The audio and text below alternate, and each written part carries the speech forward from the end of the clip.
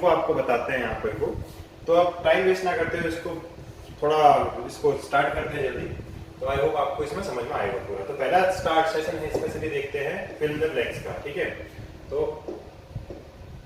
Fill in the blanks का पहला session है, देखिए यहाँ पर। तो पहला फिल इन द ब्लैंक्स है, the same kind of plant grown and cultivated on large scale eight a place is called. तो इसका है आपका आंसर क्रॉप। क्या कहते हैं उस चीज को? इसको बोला जाता है आपका क्रॉप। सेकंड है, the first step before sowing crop is preparation of the soil. ठीक है, ये मैं इसलिए थोड़ा फास्ट ले रहा हूं क्योंकि मैं आपको ये पूरा लेक्चर में समझा चुका हूं डिटेल से एक बार, तो आप इनको थोड़ा देख सकते हैं। उसके बाद damage seeds would dash on the top of the water, जहां क्या होगा, तैरेंगे उस पे, so they will float on the top of the water. Next, for growing a crop sufficient sunlight and dash from the soil are essential. क्या चाहिए यहाँ पर ग्रो? सफिशिएंट सनलाइट, वाटर और क्या चाहिए? Nutrient from the soil are essential. तो ये है आपके fill in the blanks. Next चलते हैं, नेक्स्ट क्वेश्चन है आपका, ये है मैच द कॉलम। तो मैच द कॉलम में यहाँ पर को ये क्वेश्चन है आपका और आपको इसको मैच करना है। तो मैं डायरेक्ट इसका आपको आंसर बताता हूँ। तो खरीफ क्रॉप का एग्जांपल है paddy and maize, rabi crop का एग्जांपल है wheat, gram and pea, chemical fertiliser है यूरिया, सुपर फॉस्फेट और आप इसमें एनपीके भी ऐड कर सकते हैं। ऑर्गेनिक मैन्योर का एग्जांपल है animal excreta, cow dung, urine and plant waste. Right, तो ये आपके फिल इन द ब्लैंक्स। चलिए नेक्स्ट चलते हैं आगे। Next question, that is give two example each of. अब आपको हर एक के दो एग्जांपल देने हैं। वही अभी जो आपने मैच द कॉलम है उसी का जस्ट ये आपका क्या है, छोटा एग्जांपल फॉर्म वाला क्वेश्चन है। तो आपके खरीफ क्रॉप के एग्जांपल हो गए, एक तो पैडी, दूसरा अभी पढ़ा था आपने मेज, मक्का, ठीक है, और उसके बाद सोयाबीन वगैरह, और भी कई सारे एग्जांपल हैं, शुगर केन वगैरह। और जो रबी क्रॉप है इसके एग्जांपल है व्हीट, ग्राम, और क्या हो सकता है आपका पी हो सकता है, मटर हो सकता है, पोटैटो हो सकता है, और इसके बाद आपका मस्टर्ड हो सकता है। तो कई सारे और एग्जांपल आपसे दो पूछे हैं यहाँ पर को। तो दो एग्जांपल हो गए खरीफ क्रॉप के, पैडी और मेज, इसके हो गए व्हीट और ग्राम। राइट, चलते हैं नेक्स्ट एक्सरसाइज की तरफ को। नेक्स्ट क्वेश्चन देखो, यहाँ पे मैंने पेज नंबर मेंशन किया वगैरह, ठीक है, तो इस चीज को ध्यान में रखना आप लोग। कौन सा क्वेश्चन कहाँ पे, देखिए पेज नंबर 14 पे मिलेगा आपकी बुक में आपको, और एक्सरसाइज ब्लॉक में मिलेगा।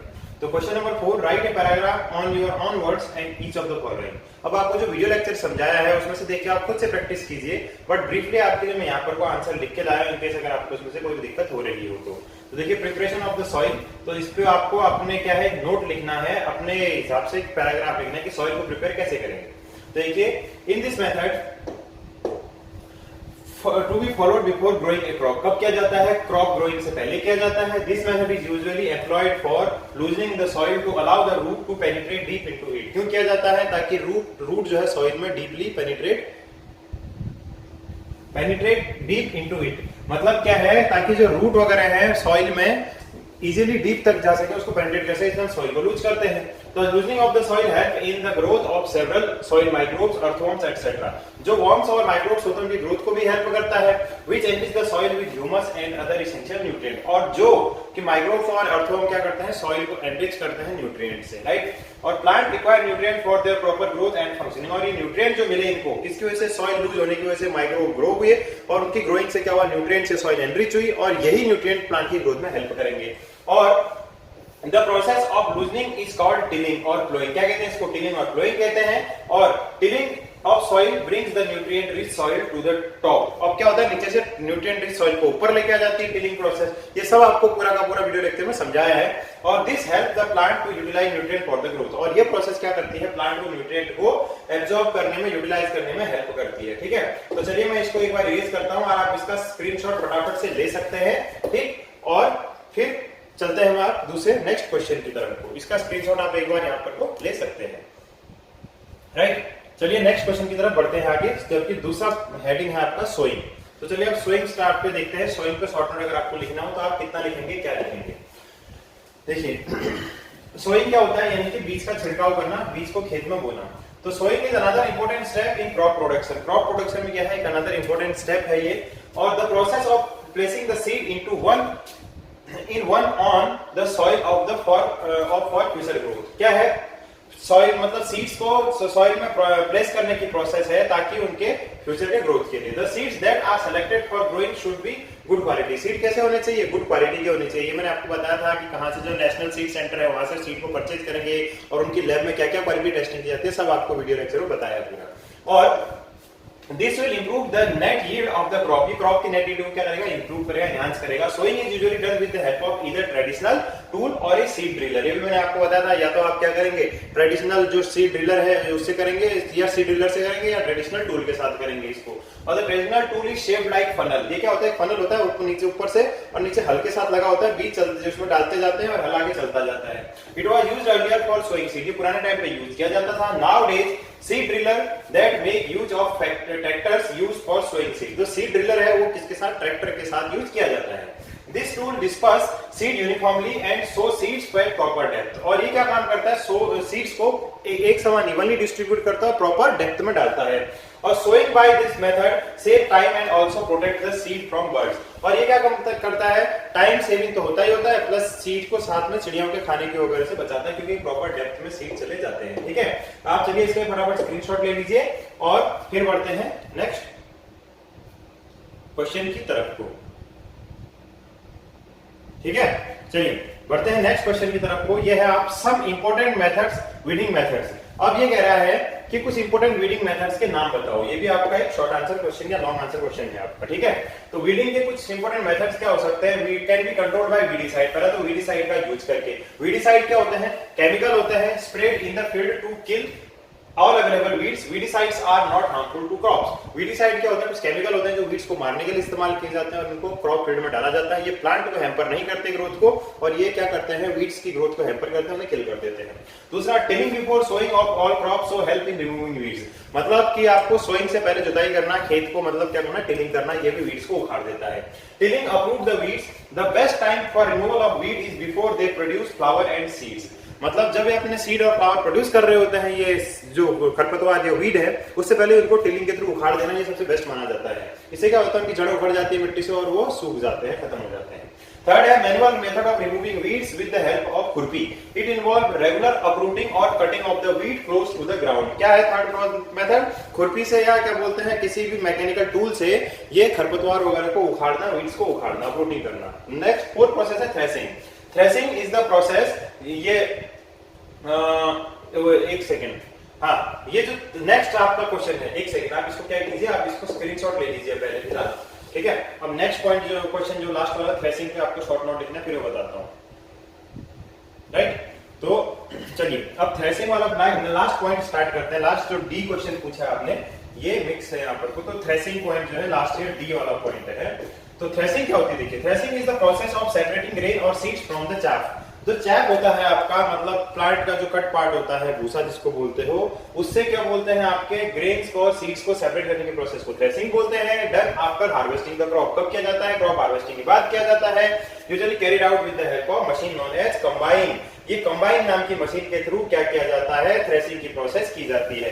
आप इसको और उसके बाद this machine is combined with harvester and thresher. तो याद रखिए, कंबाइन मशीन क्या है? हार्वेस्टर और थ्रेशर के साथ कंबाइन की जाती है। तो याद रखिए, जो हार्वेस्टिंग की प्रोसेस है वो कंबाइन मशीन के साथ यूज किया जाता है।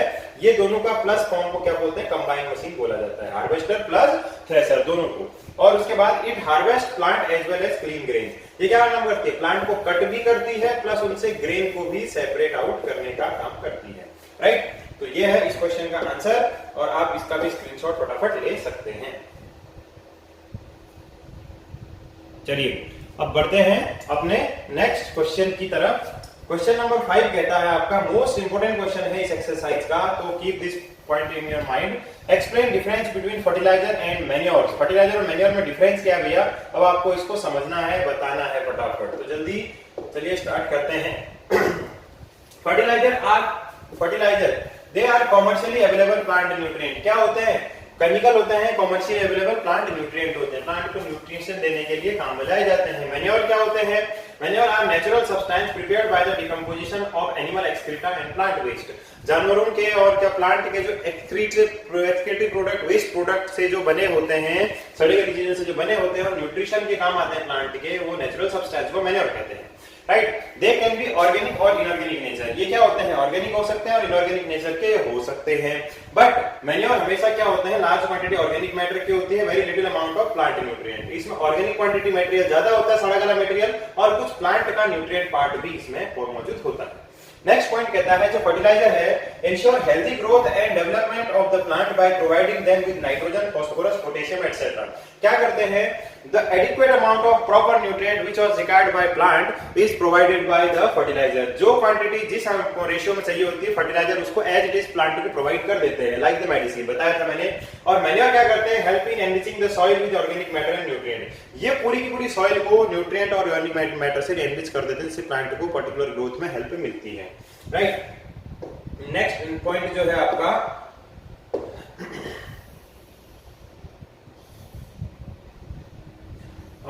नेक्स्ट पॉइंट है, देखिए द फर्टिलाइजर में है the addition of fertiliser to the soil. Addition of fertiliser to the soil requires special guidelines such as dose time, post addition, precautions etc. to be followed। अब इसमें ध्यान रखना होता है कितनी डोज डालनी है, किस टाइम पे डालनी है, सबसे ज्यादा प्रिकॉशन, नाक मुंह पूरा कवर करके, हाथों में ग्लव्स वगैरह पहन के, क्योंकि बॉडी के लिए हार्मफुल भी होते हैं। बट यहाँ पर को मैन्योर कोई ऐसा रिक्वायरमेंट नहीं चाहिए होती, कोई ऐसी स्पेशल गाइडलाइन नहीं चाहिए होती, ये भी एक बड़ा डिफरेंस है। नेक्स्ट है fertiliser does not provide any humus to the soil. ये सिर्फ nutrient, particular specific nutrient plant को प्रोवाइड करता है, कोई ह्यूमस वगैरह प्रोवाइड नहीं करता है। लेकिन जो आपके मैन्योर है ये क्या प्रोवाइड करता है, humus to the soil and increase soil fertility. Humus provide करता है जिससे सॉइल की फर्टिलिटी इंक्रीज हो जाती है। नेक्स्ट क्वेश्चन, नेक्स्ट पॉइंट है fertiliser excess use cause water pollution, it can not replenish organic matter to the soil. ये soil के ऑर्गेनिक मैटर को रिप्लेनिश नहीं करते हैं और ये सॉइल पॉल्यूशन और एनवायरमेंटल पॉल्यूशन भी कॉज करते हैं, जो इनका बड़ा ड्रॉबैक है। जबकि ये क्या काम करते हैं, एनवायरमेंट को प्रोटेक्ट करते हैं। कौन, मैन्योर। मैन्योर एनवायरमेंट को प्रोटेक्ट करते हैं और रिसाइकलिंग फार्म वेस्ट, और जो ये फार्म के वेस्ट है उसको रिसाइकलिंग करने में हेल्प करते हैं। जो भी कूड़ा कचरा वगैरह, जो गोबर वगैरह सब होता है पूरा, उसको आप खाद बना के खेत में डाल सकते हो, तो वो क्या है, खेती के काम आ जाता है पूरा का पूरा। तो ये सारे के सारे डिफरेंस थे, तो आई होप आपको ये समझ में आए होंगे। चलिए बढ़ते हैं अपने नेक्स्ट क्वेश्चन की तरफ को। अब है व्हाट इज इरिगेशन, ठीक है। अब इरिगेशन क्या होता है भैया, सिंचाई क्या होती है, आपको इसको बताना है। फिर है आपका वीड्स, और हाँ चलिए ये लॉन्ग क्वेश्चन है आपका, तो इसको एक बार आप ध्यान से देखिए। पहले आप एक काम कीजिए, पहले इसका स्क्रीनशॉट ले लीजिए, फिर मैं आपको इसको समझाता हूँ।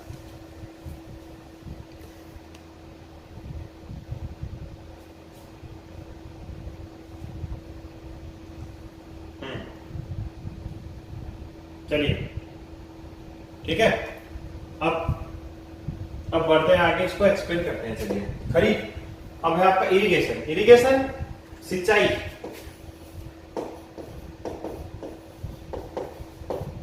सिंचाई किससे करोगे, पानी से, watering to the plant. Irrigation is the process water is supplied to the crop at different intervals. अलग अलग टाइम पीरियड पे प्लांट में पानी देने के प्रोसेस को इरिगेशन कहते हैं। The time and frequency of irrigation varies according to the different season, crops and soil types. मिट्टी के हिसाब से, सीजन के हिसाब से और प्लांट वैरायटी के हिसाब से इरिगेशन की फ्रीक्वेंसी और टाइमिंग क्या होती है, वेरी कर सकती है, अलग अलग हो सकती है। There are various sources of irrigation such as well, canal, river, dam, pond and lake. इसके अलग अलग स्रोत हो सकते हैं, झील, कुआं, नदी, तालाब एटसेट्रा।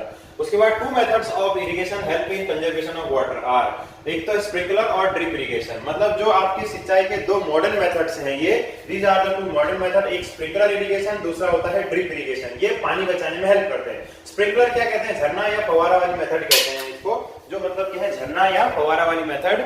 मतलब इसमें क्या होता है, गार्डन, लॉन वगैरह को इरिगेट करने के लिए इसको यूज किया जाता है। ये this system is more useful in uneven land, जहां पर जमीन उबड़ खाबड़ होती है, ऊपर नीचे होती है, हैविंग प्योर वाटर सप्लाई, जहां वाटर सप्लाई कम होती है। और in this method water is supplied using pipes to one or more central location within the field. मतलब फील्ड के बीचों बीच में या किनारों के बीच में एक पाइप खड़ा कर दिया जाता है और इससे झरने की तरह आसपास में एरिया में पानी जाता है। और water, when water is allowed to flow under high pressure with the help of pump, it gets sprinkled on the crop। जब पानी को एक हाई प्रेशर पंप के थ्रू जो स्प्रिंकल किया जाता है, तो ये पूरी क्रॉप में आसपास क्या करता है, ऐसे झरने की तरह इधर उधर पूरी आसपास की क्रॉप रीजन को इसको एनसाइकिल कर लेता है। तो पानी बचाने का भी ये बेस्ट सोर्स है इरिगेशन का। दूसरा है ड्रिप। ड्रिप मतलब बूंद बूंद करके पानी जाना, ड्रिप चढ़ती है ना ग्लूकोज की, वैसे in this system water is delivered to near the root of the plant drop by drop. Plant के रूट के पास क्या किया जाता है, ड्रॉप बाय ड्रॉप पानी ये इसको डालते हैं बाय थ्रू द थ्रेड और अदर मेथड। और this is the most efficient method of irrigation as there is no wastage of water all. Crop. ये सबसे मोस्ट एफिशिएंट है पानी बचाने का इरिगेशन की, यहाँ पानी की बिल्कुल बर्बादी नहीं होती। और this method is important in areas where water availability is poor, और जहां पर को पुअर वाटर अवेलेबिलिटी है उन एरियाज में ये मेथड यूज किया जाता है, राइट। अब बढ़ते हैं आपके नेक्स्ट पॉइंट की तरफ। नेक्स्ट क्वेश्चन क्या कहता है, what is sown in the kharif season, what would happen, discuss. मतलब अगर कह रहा है कि आपको गेहूं वीट जो है अगर आपके खरीफ सीजन में डाल दिए बो दिया जाए तो आप इसका क्या इंपैक्ट पड़ेगा, क्या होगा, इसको आपको डिस्कस करना है। तो देखिए, if wheat is sown in the kharif season from June to October, कब से होता है खरीफ सीजन, जून से अक्टूबर तक, then the whole crop might get destroyed because of many factors such as lack of optimum temperature, adaptability, availability of pests, etc. अगर हम इसको क्या बोलते हैं जून टू अक्टूबर में लगाएंगे तो क्रॉप तो हो सकता है, पहली चीज तो सीड जर्मिनेट नहीं करेगा, ठीक है। अगर सीड जर्मिनेट भी कर गया, क्रॉप अगर ग्रो भी हो गई, तो वो टेम्परेचर नहीं मिलने के कारण, अवेलेबिलिटी की वो वाटर या क्या बोलते हैं आपका वाटर ज्यादा होने की वजह से, एडेप्टेबिलिटी, और सबसे बड़ी बात है आपके पेस्ट और वीड्स, इन सब की वजह से क्रॉप क्या हो जाएगी, डिस्ट्रॉय हो जाएगी। और kharif season include the rainy season which is not favourable for the growth of the crop. और ये क्या होता है, बरसात का मौसम होता है, तो इस पे क्रॉप की ग्रोथ के लिए ये मौसम क्या होता है, अवेलेबल पर्टिकुलर मतलब फेवरेबल नहीं होता। और therefore wheat crop should not be sown during this season, इसलिए क्या है, व्हीट क्रॉप को इस सीजन में नहीं लगाना चाहिए। बढ़ते हैं नेक्स्ट क्वेश्चन की तरफ आपके। Explain how soil get affected the continuous plantation of crop in a field। अगर हम लगातार खेती करेंगे तो इससे मिट्टी को कैसे प्रभावित होती है, मिट्टी को कैसे नुकसान पहुंचता है, इस पे चर्चा करने को बोल रहा है, इसका एक्सप्लेन करने को बोल रहा है। तो देखिए, इसका आंसर है continuous plantation of growth crop in a field makes the soil poor in certain nutrients such as nitrogen, phosphorus, potassium etcetera. अगर कह रहा है कंटिन्यूअस हम क्रॉपिंग करेंगे, कंटिन्यूअस खेती करेंगे फील्ड में, तो न्यूट्रिएंट को प्लांट क्या है, एब्जॉर्ब कर लेते हैं और मिट्टी से उनका क्या हो जाता है, धीरे धीरे धीरे डिके होने लग जाता है। They are exhausted from the soil, जैसे न्यूट्रिएंट हो गए फास्फोरस, नाइट्रोजन, पोटेशियम एटसेट्रा, ठीक है। Plant require nutrient for their proper growth and functioning. अब चूंकि प्लांट को प्रॉपर रिक्वायरमेंट होती है न्यूट्रिशन की ग्रोथ और फंक्शनिंग के लिए, इसलिए when farmer continue to grow crop one after other, then all nutrient available in the soil reduce and the crop yield decreases automatically. अब लगातार फार्मर एक क्रॉप के बाद दूसरी क्रॉप लगातार उसमें लगाते जाएंगे, इससे न्यूट्रिएंट एग्जॉस्ट हो जाएंगे और इससे क्या हो जाएगा, प्लांट की ग्रोथ हैम्पर होने लग जाएगी और प्लांट की क्रॉप जो यील्ड होगी वो डिक्रीज होगी। तो इसका क्या निष्कर्ष निकलता है कि खेती नहीं करनी चाहिए? नहीं, ऐसा नहीं है। इसका सीधा सीधा सॉल्यूशन है क्रॉप रोटेशन। क्या है? Crop rotation. ये नहीं कह रहा कि आप खेती मत करो, ये कह रहा है कि आप सपोज करो आपने मटर लगाया, आप उसके बाद यहाँ पे ग्राम लगा सकते हो, या आप उसके बाद हो सकता है यहाँ पर को आप व्हीट लगा दो, या आप उसके बाद हो सकता है यहाँ पर को दूसरा कोई और दूसरी क्रॉप, राइस की क्रॉप लगा लो। मतलब आपको एक ही क्रॉप को बिल्कुल कंटिन्यूअसली नहीं करना है, क्रॉप रोटेशन को इसको फॉलो करना है, ये इसका मतलब है पूरे का पूरा। I hope you got this point. चलिए नेक्स्ट क्वेश्चन की तरफ बढ़ते हैं आगे। What are weeds, how can we control them? बताया था मैंने वीडिंग की मेथड को आपको कि वीड्स को कंट्रोल करने की प्रोसेस को बोल रहा है। एक बार फटाफट स्क्रीनशॉट ले लीजिए इसका और फिर इसको मैं शॉर्ट में एक्सप्लेन करता हूं आपको। बाकी वीडिंग वाली आप इसको पूरा देख सकते हैं, वीडिंग वाली वीडियो मैंने आपको पूरा ये समझाया है, डिटेल में एक्सप्लेन किया है, राइट।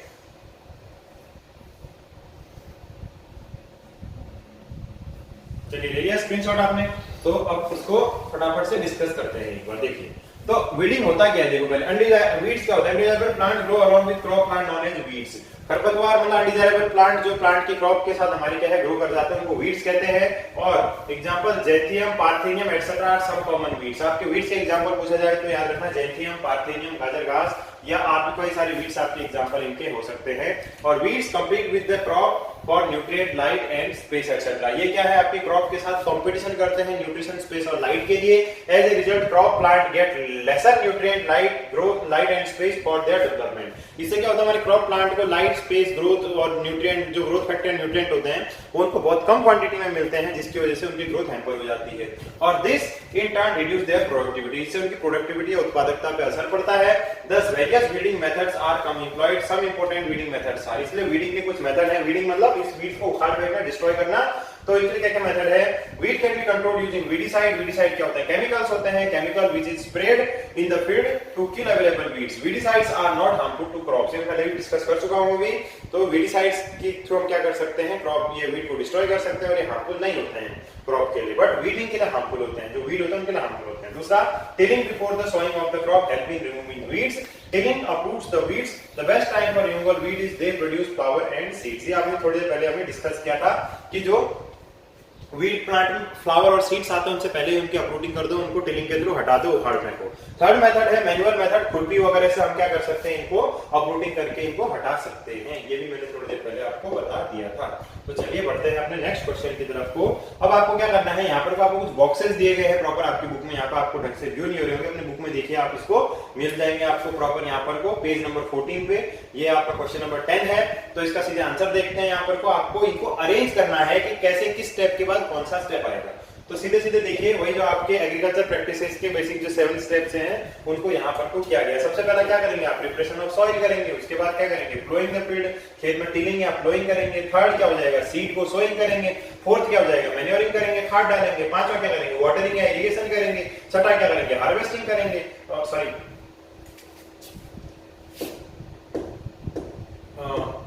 6 पॉइंट क्या करेंगे, यहाँ पे हार्वेस्टिंग करेंगे। और 7 पॉइंट क्या हो जाएगा, storage, sending crop to the ये शुगर फैक्ट्री या सपोज करो जो भी है स्टोरेज के लिए करेंगे। क्योंकि यहाँ पर कुछ ने क्या है, आपकी शुगर केन क्रॉप का हो सकता है दिया हुआ है, ठीक है, इसमें शुगर केन का दिया हुआ है। तो आप यहाँ पर कोई और क्रॉप भी ले सकते हैं। बेसिकली आप यहाँ पे मान सकते हैं जो आएगा क्या आएगा, ये स्टोरेज वाला आएगा आपका पॉइंट। तो ये आपके 7 पॉइंट है, preparation of soil, ploughing the field, sowing, manuring, irrigation, harvesting और स्टोरेज। ठीक हो गया, ठीक। चलिए हाँ जी, देखिए अब लास्ट क्वेश्चन है आपका, complete the following word puzzle. ये पजल है आपके उसमें, जैसे आप सुडोकू या जो वर्ड गेम खेलते हो ना, वैसे ही आपको इसको क्लू और हेल्प की मदद से जो आपको नीचे कुछ क्लू दिए गए हैं यहाँ पर को, तो उनके थ्रू आपको क्या करना है, यहाँ पर को इसको कंप्लीट करना है। पहला है आपका providing water to the crops, इसको क्या बोलते हैं, इरिगेशन बोलते हैं। सेकंड है keeping crop grain for a long time under proper condition, ठीक है, इसको क्या बोलते हैं, इसका भी आपका देखो यहाँ पर को नीचे पूरा लिखा हुआ है हमने। तो देखिए सबसे पहले इसमें है, तो ये आपका सीधे यहाँ पे बता देता हूँ आपको पजल के हिसाब। तो पहला क्वेश्चन क्या था आपका, देखिए पहला क्वेश्चन है providing water to the crop, इसको इरिगेशन बोलेंगे। इरिगेशन लिख दिया तो आपको इसमें वर्ड बॉक्स में पूरा इसको प्रॉपर ऐसे फिट करना है। ये देखिए जैसे यहाँ पर को है IRRIGATION, तो ये इरिगेशन हो गया। ये आपकी एक पजल यहाँ पर को क्या हो गई, ये एक पजल आपकी यहाँ पर को फिट हो गई। देखते हैं उसके बाद सेकंड क्वेश्चन है कि आपका keeping crop grains for a long time under proper conditions, तो इसको बोलेंगे हम लोग स्टोरेज। तो स्टोरेज को कैसे लिखेंगे, ये देखिए यहाँ पर दूसरी पजल आपकी कंप्लीट हो जाएगी। ये देखिए कहां पर को लिखा है, स्टोरेज, ये रहा स्टोरेज, ये दूसरी आपकी वर्ड पजल कंप्लीट हो गई। थर्ड क्वेश्चन बोल रहा है आपका, थर्ड क्वेश्चन में बोल रहा है, थर्ड क्वेश्चन बोलता है आपका कि ये सॉरी फिफ्थ हो गया, ये थर्ड है, ठीक है, ये वाला है थर्ड, ये फोर्थ फिफ्थ ऊपर नीचे हो रखा है। ये machine use for cutting the mature crop. अब मैच्योर क्रॉप को काटने के लिए जो मशीन यूज करते हैं हम लोग, उसका क्या है, तो उसका है हार्वेस्टर यूज करते हैं हम लोग। तो हार्वेस्टर के लिए आपकी क्रॉप ये पजल हो जाएगी, ये देखिए हार्वेस्टर वाली पजल होगी।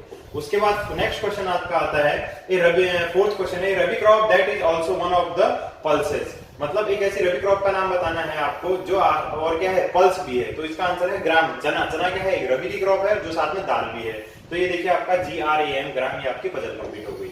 तो बस इंटरेस्टिंग पजल है, गेम टाइप की, आपको इसे पूरी करनी है। नेक्स्ट है certain plant of the same kind grown on a large scale across. कुछ इस टाइप के प्लांट बताने हैं जो आपको लार्ज स्केल पे आप ग्रो करते हैं, क्या बोलते हैं, क्रॉप बोलते हैं। तो देखिए ये पांचवा क्वेश्चन आंसर है आपका क्रॉप, और इसका जो पजल बनी है वो ये देखिए CROP क्रॉप, ये बन गई पूरी। नेक्स्ट है आपका पूरा का पूरा छठा question, a process of separating the grain from the chaff. तो separating the grain from the chaff को क्या बोलते हैं, विनोइंग बोलते हैं।